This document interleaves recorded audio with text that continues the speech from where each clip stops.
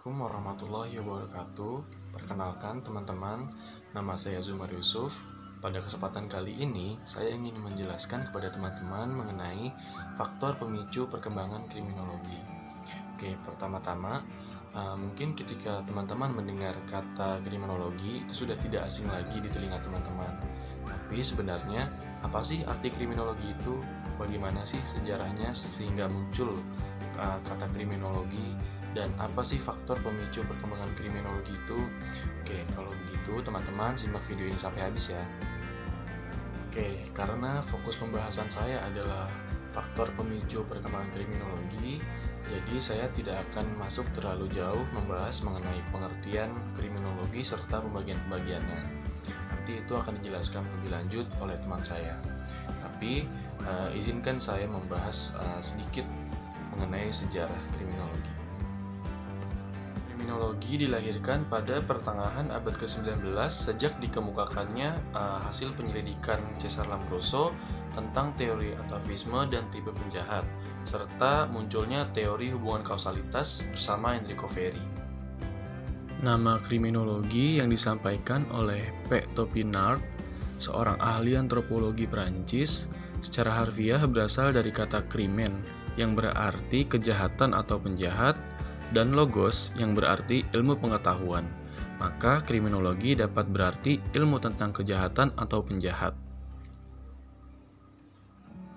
Kriminologi pertengahan abad ke-20 telah membawa perubahan pandangan. Kriminologi yang awalnya menyelidiki kausa kejahatan dalam masyarakat, kemudian mengalihkan pandangannya kepada proses pembentukan peraturan perundang-undangan yang berasal dari negara atau kekuasaan sebagai penyebab munculnya kejahatan dan penjahat baru dalam masyarakat. Oke, selanjutnya kita masuk kepada inti pembahasan, yakni faktor yang memicu perkembangan kriminologi. Ada dua faktor yang memicu perkembangan kriminologi. Yang pertama adalah ketidakpuasan kepada hukum pidana, hukum acara pidana, dan sistem penghukuman. Dan faktor yang kedua adalah munculnya penerapan metode statistik. Oke, nah selanjutnya kita akan bahas satu persatu.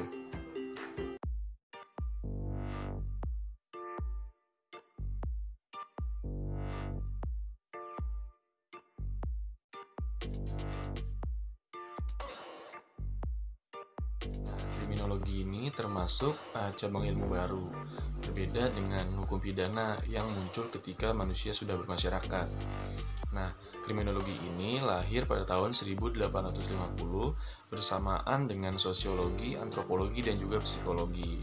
Berawal dari pemikiran bahwa manusia adalah serigala bagi manusia lain, atau kita kenal dengan Homo homini lupus, manusia yang mementingkan diri sendiri dan tidak mementingkan orang lain, maka diperlukan satu norma untuk mengatur kehidupan manusia agar lebih tertib dan teratur.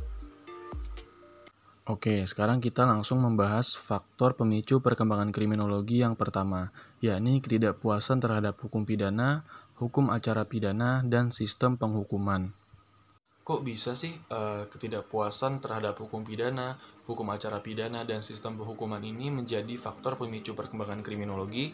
Nah, jadi hukum pidana pada abad ke-16 sampai abad ke-18 itu dijalankan semata-mata hanya untuk menakut-nakuti masyarakat dengan penjatuhan hukuman yang berat-berat. Sehingga pada saat itu sudah menjadi hal yang biasa ketika masyarakat melihat hukuman badan yang sadis-sadis. Walaupun memang kekuasaan negara melakukan hal ini untuk melindungi warganya dari kejahatan.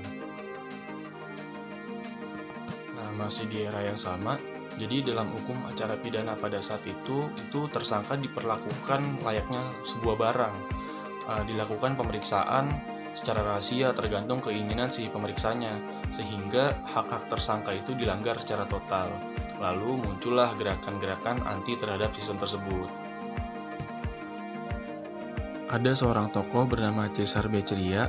Dia adalah seorang bangsawan Italia yang lahir pada 15 Maret 1738, seorang ahli matematika dan ahli ekonomi yang menaruh perhatian pada kondisi hukum saat itu. Ia merupakan tokoh yang paling keras dalam usaha menentang kesewenang-wenangan lembaga peradilan pada saat itu. Dalam bukunya, ia menguraikan atas keberatan-keberatan terhadap hukum pidana, hukum acara pidana, dan sistem penghukuman. Prinsip yang pertama adalah Perlunya dibentuk suatu masyarakat berdasarkan prinsip sosial kontrak. Prinsip yang kedua adalah sumber hukum adalah undang-undang dan bukan hakim. Prinsip yang ketiga adalah penjatuhan hukuman oleh hakim harus didasarkan semata-mata karena undang-undang. Prinsip yang keempat adalah menghukum adalah merupakan hak negara, dan hak itu diperlukan untuk melindungi masyarakat dari keserakahan individu. Prinsip yang kelima adalah harus dibuat skala perbandingan antara kejahatan dan penghukuman. Prinsip yang keenam adalah dalam menentukan besarnya kerugian yang ditimbulkan oleh suatu kejahatan, maka yang menjadi dasar penentuan hukuman adalah perbuatannya dan bukan niatnya. Prinsip yang ketujuh, prinsip hedonisme, artinya motif manusia pada dasarnya didasarkan pada keuntungan dan kerugian. Dengan kata lain, manusia dalam melakukan perbuatan pidana akan selalu menimbang kesenangan atau kesengsaraan yang akan diperoleh. Prinsip ke-8, hukum pidana adalah ada pada sanksinya yang positif. Prinsip-prinsip tadi kemudian diterapkan oleh Napoleon dalam undang-undangnya yang dikenal sebagai Kode Sivil Napoleon. Ada 3 prinsip yang diadopsi dalam undang-undang tersebut. Prinsip yang pertama adalah kepastian hukum. Asas ini diartikan bahwa hukum harus dibuat dalam bentuk tertulis. Prinsip yang kedua adalah equality before the law atau persamaan di depan hukum. Asas ini menentang keberpihakan di depan hukum. Untuk itulah, maka dituntut untuk menyamakan derajat setiap orang di depan hukum. Prinsip yang ketiga adalah keseimbangan antara kejahatan dan hukuman. Beccaria melihat bahwa dalam pengalaman ada putusan-putusan hakim yang tidak sama antara satu dengan yang lain, atau disparitas. Hal ini disebabkan oleh karena spirit of the law ada pada hakim melalui kekuasaannya dalam menginterpretasikan undang-undang. Kita membahas faktor pemicu perkembangan kriminologi yang kedua, yakni munculnya penerapan metode statistik. Statistik merupakan pengamatan massal dengan menggunakan angka-angka yang merupakan salah satu faktor pendorong perkembangan ilmu-ilmu sosial. Catlett, ahli ilmu pasti dan sosiologi dari Belgia, yang pertama kali menerapkan statistik dalam pengamatannya tentang kejahatan. Dia yang membuktikan pertama kali bahwa kejahatan adalah fakta kemasyarakatan. Dalam pengamatannya, Catlett melihat bahwa dalam kejahatan terdapat pola-pola yang setiap tahunnya selalu sama, sehingga dia menyimpulkan bahwa kejahatan dapat diberantas dengan memperbaiki tingkat kehidupan masyarakat. Assalamualaikum warahmatullahi wabarakatuh. Saya Distirawanti Zain dari kelompok 1 ingin menjelaskan tentang pengertian kriminologi dan pembagiannya. Kata kriminologi pertama kali dikemukakan oleh P. Topinard 1830 sampai 1911 oleh seorang ahli antropologi Prancis. Kriminologi berasal dari kata krimen yang artinya kejahatan dan logos artinya adalah ilmu. Sehingga kriminologi merupakan ilmu yang mempelajari tentang kejahatan dan tindak kriminal. Kriminologi mempelajari kejahatan sebagai fenomena sosial sehingga sebagai perilaku kejahatan tidak terlepas dalam interaksi sosial.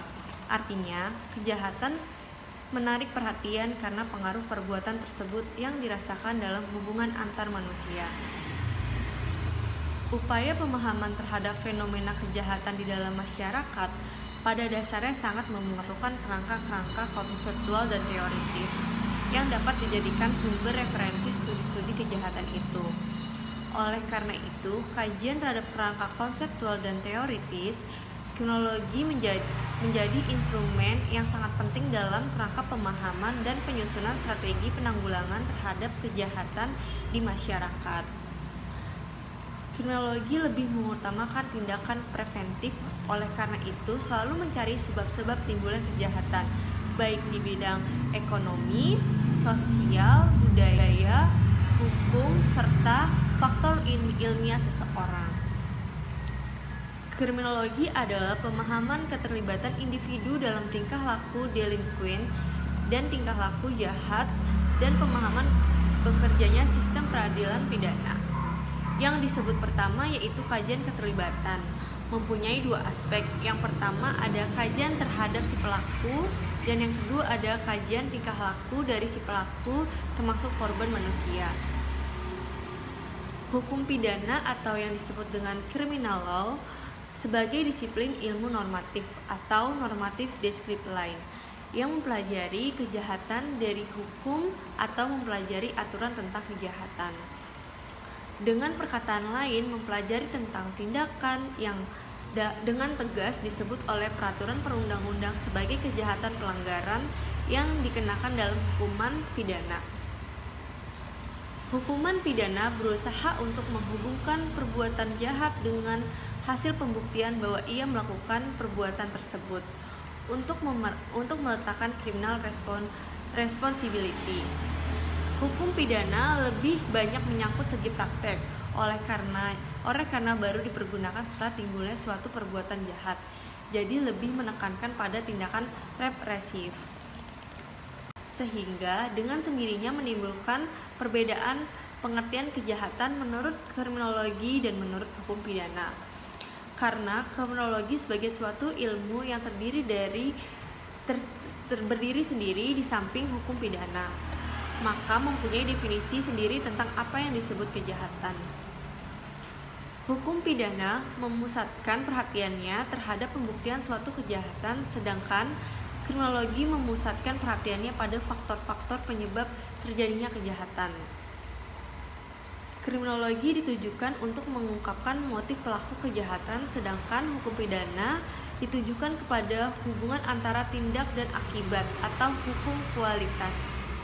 Jadi, kriminologi berusaha untuk memperoleh kejahatan dan pengertian mengenai gejala sosial di bidang kejahatan yang terjadi dalam masyarakat, atau dengan kata lain mengapa terdakwa sampai melakukan perbuatan kejahatan itu.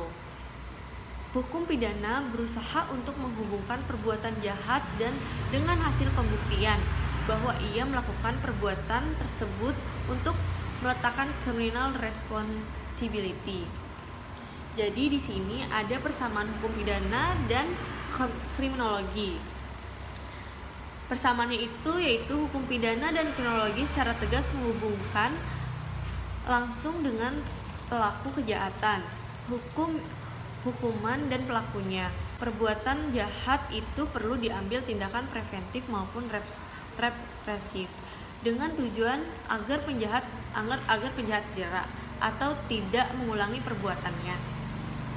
Hukum pidana dan kriminologi atas beberapa pertimbangan merupakan instrumen dan sekaligus alat kekuasaan negara dalam menjalankan tugas dan wewenang memiliki korelasi positif.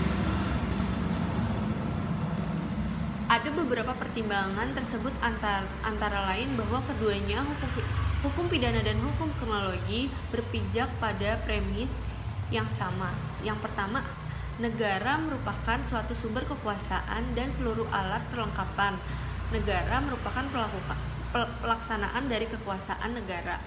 Yang kedua, ada hukuman pidana dan kriminologi memiliki persamaan persepsi bahwa masyarakat luas adalah bagian dari objek pengaturan oleh kekuasaan negara, bukan subjek hukum yang memiliki kedudukan yang sama dengan negara. Yang ketiga, ada hukum pidana dan kriminologi masih menempatkan keperanan negara lebih dominan daripada peranan individu dalam menciptakan ketertiban dan keamanan sekaligus sebagai perusak ketertiban dan keamanan itu sendiri. Dan di sini ada keterkaitan hukum pidana dan kriminologi. Kriminologi suatu ilmu yang lebih luas daripada hukum pidana, di mana pengertiannya dapat digunakan untuk memperjelas konsep-konsep masalah-masalah yang terdapat dalam hukum pidana. Jelas bahwa metascience di atas bukan hanya pelengkap terhadap hukum pidana, bahkan merupakan disiplin yang utama daripadanya. Karena kejahatan tidak hanya meliputi aspek yuridis dan sosiologis, melainkan pula meliputi kejahatan dalam arti agama dan moral. Kriminologi adalah suatu ilmu empiris yang kaitannya dengan kaidah hukum. Ilmu tersebut meneliti tentang kejahatan serta proses-proses formal dan informal dari kriminalisasi maupun deskriminalisasi. Dalam kejahatan dengan dogmatik hukum pidana, maka kriminologi memberikan kontribusinya dalam menentukan ruang lingkup kejahatan atau pelaku yang dapat dihukum. Dengan demikian, maka hukum pidana bukanlah merupakan suatu silogisme dari pencegahan, akan tetapi merupakan suatu jawaban terhadap adanya kejahatan. Jadi, menurut W.A. Bonger memberikan definisi kriminologi yaitu